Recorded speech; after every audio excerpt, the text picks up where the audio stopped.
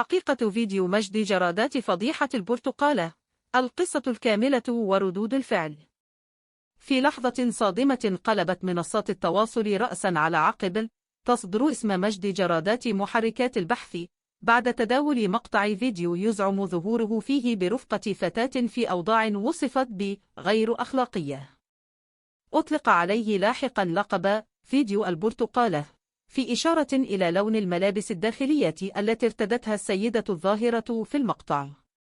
ومع اتساع رقعة الجدل وتضارب الآراء، بات الشارع السوري والعربي منقسما بين مؤكد ومشكك، في وقت لم يصدر فيه عن صاحب القصة أي توضيح رسمي حتى الآن.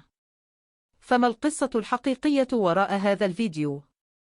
وهل بالفعل هو مجد جرادات؟ وما علاقتها بالفنانة أسيل الكاشف التي ورد اسمها في بعض المنشورات؟ بدأت القصة مع تسريب مقطع فيديو قصير يظهر رجلا يشبه مجد جرادات بصحبة امرأة ترتدي ملابس برتقالية فاضحة داخل غرفة بفندق.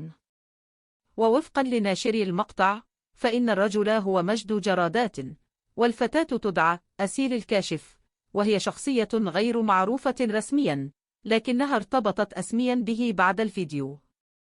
وتم تداول المقطع لأول مرة في مجموعات مغلقة عبر تيليجرام، قبل أن ينتقل بسرعة إلى منصات إكس وتيك توك، ويتحول إلى مادة للتهكم والسخرية والهجوم في آن واحد.